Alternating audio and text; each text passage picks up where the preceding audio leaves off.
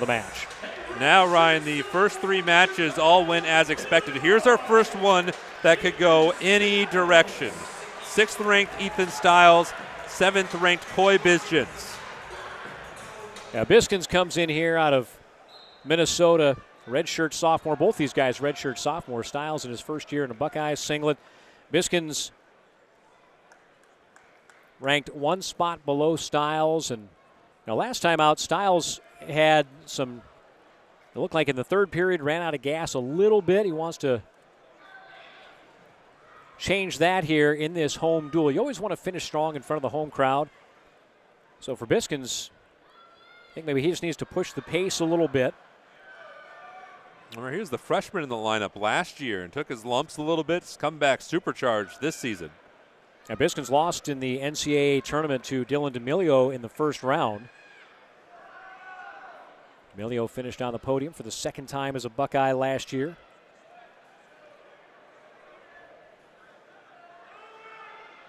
Ethan Stiles.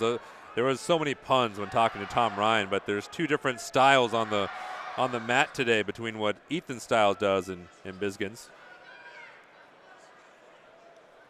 Yeah, for Stiles, there's some funk in there. There's some good scrambling. For Buesgens, he's just got to finish clean. Now, it was kind of the same talk that we had at 125 pounds with Robinson. Get to the legs. Don't linger down there. Get to your points as quickly as possible. Buesgens always says they're so composed. That's a good level change there from Stiles, and now we're into a scramble situation. Buesgens has that ankle trying to pull it back and put it on the back of Stiles' head.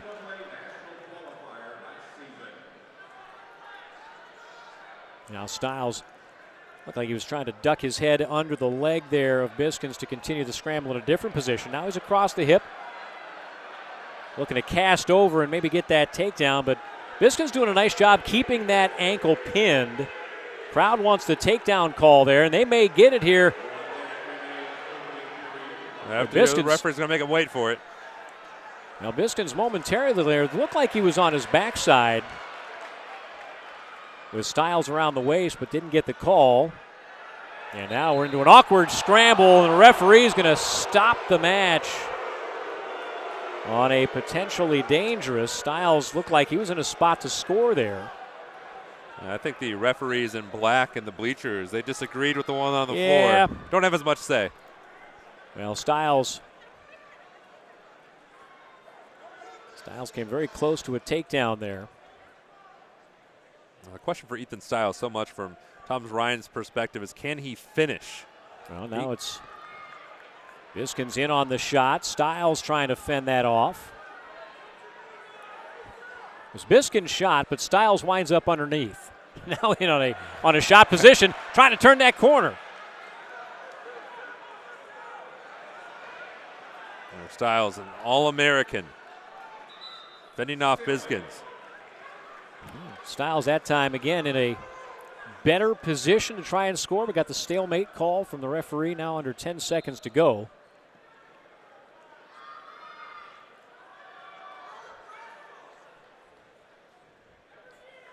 Go figure. We mentioned that there are 3 of these you talked about in the open that could really go either way, and right now, dead even between the 2, although the spectators might disagree.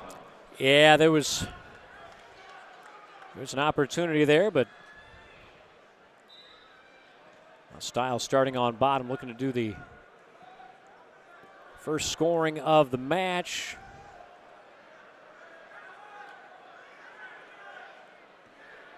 Cut back there from Buesgens.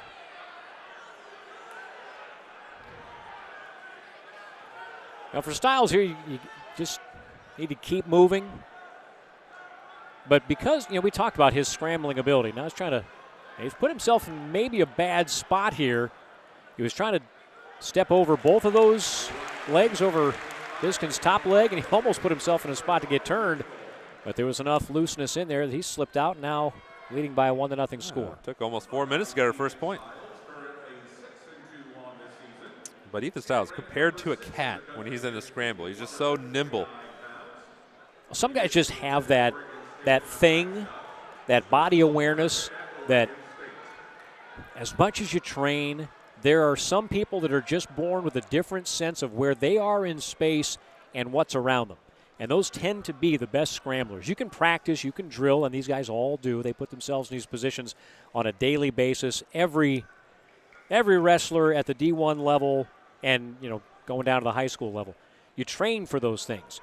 But some guys just have that little bit extra where they can kind of feel where a body is going, not where it's at. And that's oftentimes the difference between scoring and not. Well, we've seen that a couple times here at Buesgens when it feels like he's got him in a key spot, and then Stiles just wiggles his way out.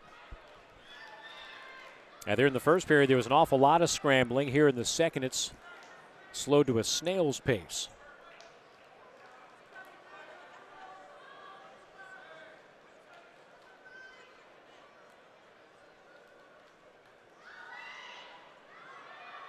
Buesgens 5-0 in duels so far this year. Ethan Stiles 4-0. So something has to give in this very tight battle here at 149. Buesgens takes down to try and even this thing up with an escape. If you're Stiles, Stiles can turn. How committed he'll be to this ride, we'll have to wait and see. Riding time right now is a non-factor.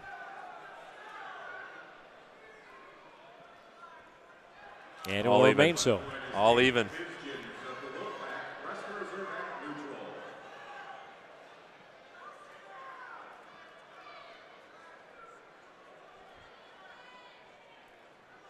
First period, there were a lot of level changes and shots. In the second period, here so far in the third, it's been a lot of heavy hands and getting into ties. It almost seems like it's the reverse of when you feel out your opponent. They start off the fireworks, and now they're trying to figure out There's a good shot from distance from Buesgens, but now we'll see if Stiles can turn that scramble into points. And this is, on paper at least, the legend of Stiles. This is where he's at his best. He's able to avoid that first little thrust there from Buesgens. Now Buesgens, does he have that cradle locked up? This is close, though. Oh, look at this. No points awarded yet. And they are going to get into the danger count now. There's the takedown for Buesgens. Stiles, though, if he can hip over, could be in a good spot. Challenge brick comes in from NC State. They're going to want back points here. I don't think we've had a reversal awarded for Stiles yet.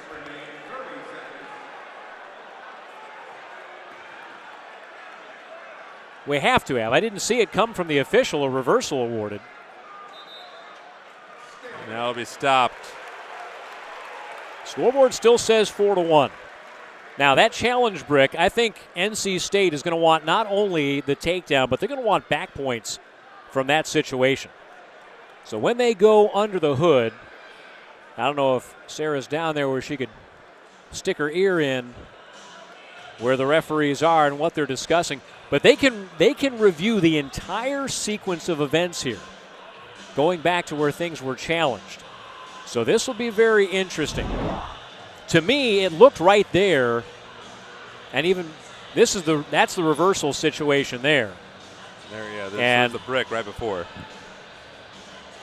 So the three-point takedown, no, that was a three-point takedown awarded for Stiles. For Stiles. So, yeah, there's where those three, that was right after I think what North Carolina or what NC State was arguing about. Okay, so now that makes more sense. Originally, I thought that the referee awarded the three-point takedown for Buesgens. It happened in such quick succession, too. So that's why I didn't see a reversal, because there would have been no reversal under the referee's call.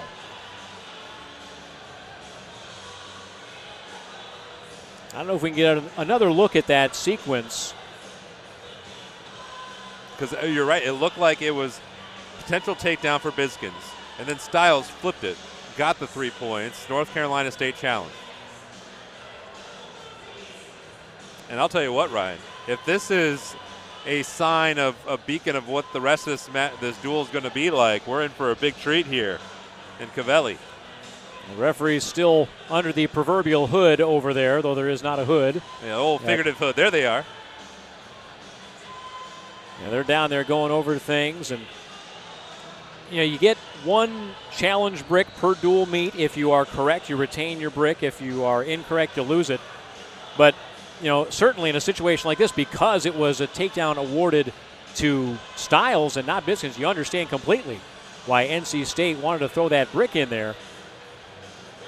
Seeing the original action, it looked from up here, and obviously they had a different view down there than we have from up here, that Buesgens would be awarded the takedown. As I thought Stiles would be in a good position to reverse. That's what I was going to say. It seemed like from the naked eye, from your perspective, it looked like Buesgens got him, at least on the takedown.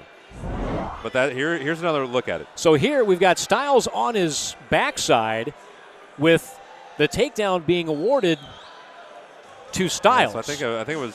I think it was just before that. So I think, I'm not sure. And then Stiles comes over top. As we were talking about in the moment, Stiles was in a good spot for a reversal, and it looked like he got it there. So I'm not sure if Angel Rivera just held up the wrong hand on the original takedown award. Let's listen. Here's the ruling.